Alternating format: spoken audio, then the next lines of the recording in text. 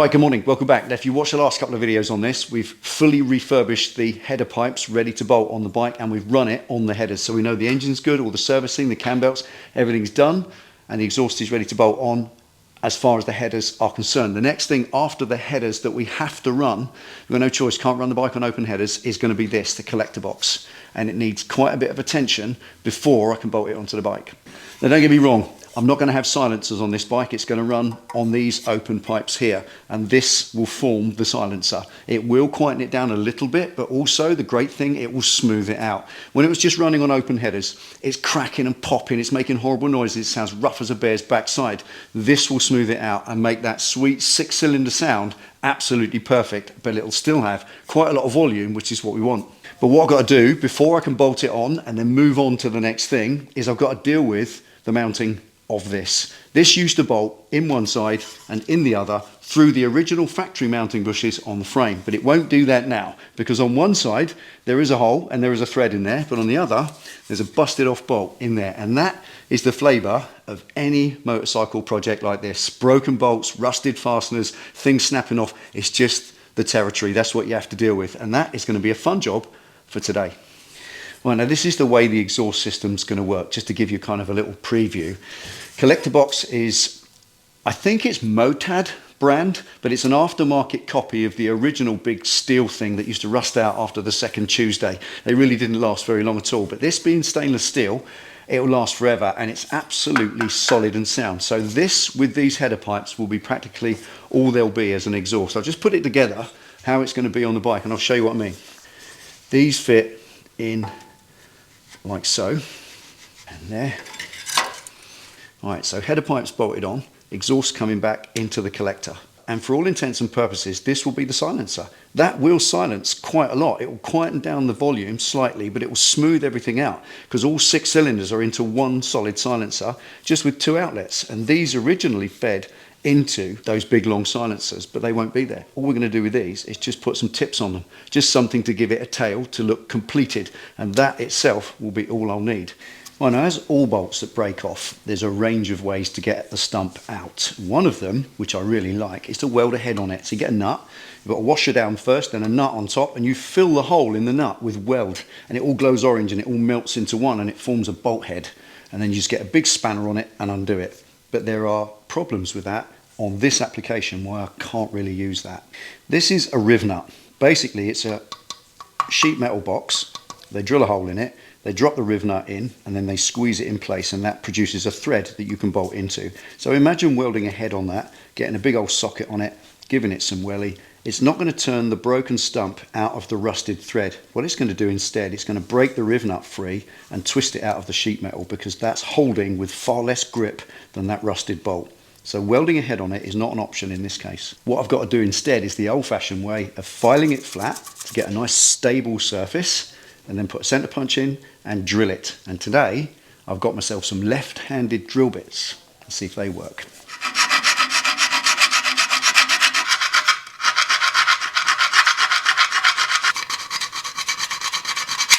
Right, now the holy grail is to get the center punch mark right in the center of that broken bolt. So when you drill down it, you go right down the middle, you get a successful removal. So to get your center punch right in the center, I've got this quite clever little spring-loaded one, which gives you the ability to put it on the surface exactly where you want it, then ping it. I'll show you what I mean. Now this is by a company called Spring Tools, and what it does, you see the little sharp tip, it retracts inside the body when you pull it back. So you put the pin mark on the end exactly where you want it on the bolt head, press down, which covers it, and then just ping it, and it will give you, hopefully, your center punch right where you want it. That's bizarre. I've just gone to put a centre punch in the centre of that broken bolt to drill down through it. And look at this. Whatever that is, it's so corroded, so crumbly. It's literally scratching away with a centre punch. I don't even need a drill. Check that out. I've never seen that.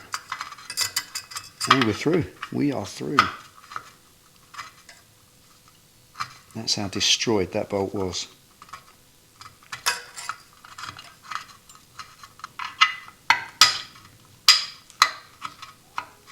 Well, well, well, I've never seen that before. In 40 odd years of doing this, I've never had a bolt so corroded, so oxidized, and it's just crumbled away when you pick at it with a centre punch. That's insane.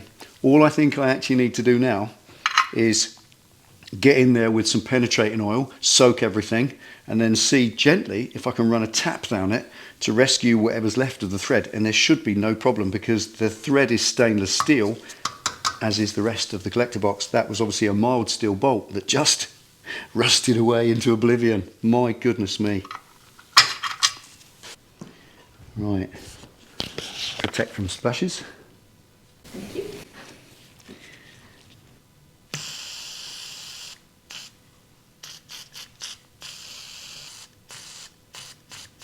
Right, if you're going to run a tap down a thread to try and rescue it, make sure it's the right tap. So make sure you know what thread it is. This bolt fits the other side, so we know that's correct. And you take your tap and lay it in there and make sure it is. It's M8 by 1.25, but if you didn't check, it might be M8 by 1 mil, and you put the wrong size tap in the hole, and a thread that's perfectly rescuable becomes ruined because you put the wrong tap down it. So just make sure it's the right one by checking it against the bolt. Just lay the threads into each other. If they fit snug, that's the right one.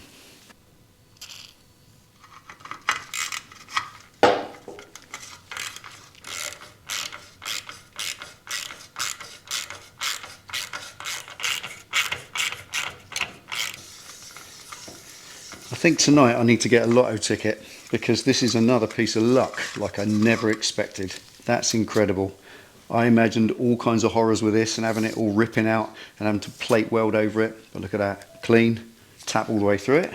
Let's clean that one more time.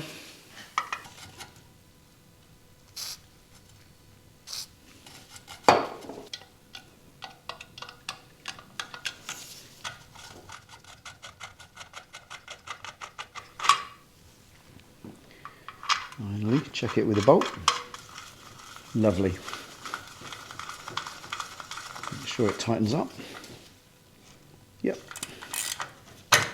Perfect. Right, now with that stunning piece of incredible luck, unbelievable, now we can bolt it on the bike and fire it up. I just need a couple of bolts long enough to go through the bushings in the frame and into there and give me a firm mounting. Let's have a rake through the box. Right, so the bracket is 30 mil. The bolt is 30 mil, 60, and the gap in between is 15, so I need a 75 mil bolt to bolt that in. Right, might be lucky. Might have to buy them.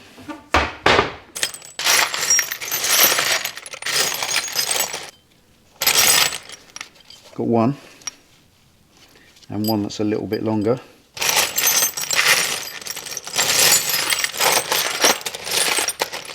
Alright, those of you who do this and have a bolt box like that or a drawer full of random bolts like that, you'll know this feeling. I've got two. One's a 75 mil zinc plated and the other's a 65 mil stainless steel.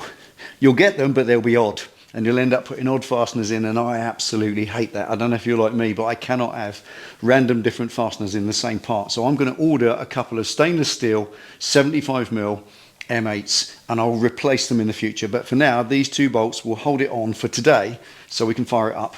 So let's get the headers, bolt them on, put that on, see what it sounds like.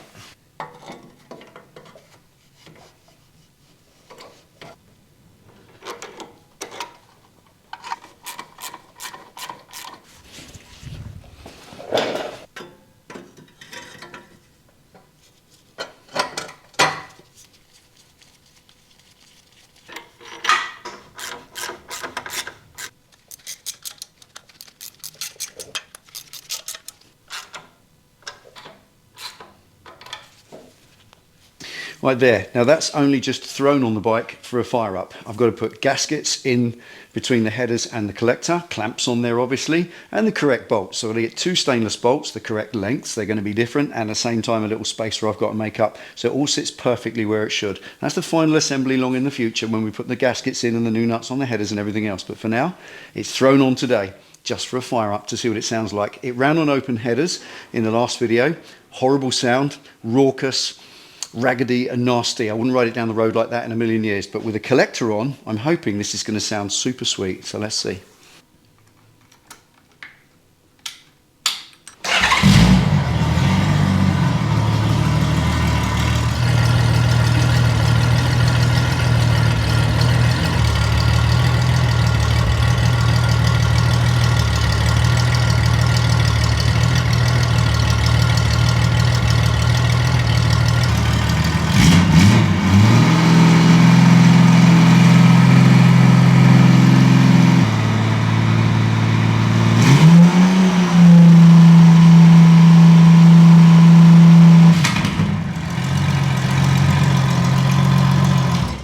There, glorious. What a sound. That is exactly what a 6-cylinder engine should sound like. Smooth and silky with a deep drone down in the belly of the bike.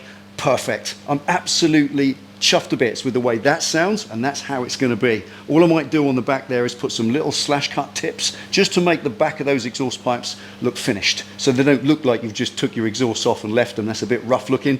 That'll have something nice at the end. But as far as exhaust system's concerned, that's it. Happy with that. Now obviously it was spitting a few times on shutdown, but that's because there's no gaskets in between the collector and the headers, and they're not clamped up either. But hey, what about the luck getting that bolt out of that collector box? I have never had a rusted, snapped off bolt just crumble away by scraping it with a pick. I'm claiming that as a win. I really am having that. That's a fantastic thing. And as I already said at the time, I'm going to get a lottery ticket tonight. I really did deserve that after the water pump, but there it is. It's bolted on. I just need to get the right spacer sorted out, the right bolts sorted out, get some stainless ones so we don't get that issue again in the future, and then we can move on, because the exhaust is all done for now. It will get stripped off in the future. It will get finally assembled, but look at the state of this. We haven't gone anywhere with it yet, really. It's now got to be washed. Everything meaningful has been removed off it, and it's still an absolutely disgusting pile. So in the next video, I'm going to wash it, get it outside, pressure wash it off, and I've got something rather special to show you. If you have got a garage with no power and no water supply, so you can't pressure wash your bike, you can with this. I'll show you all in the next video. I'll see you then.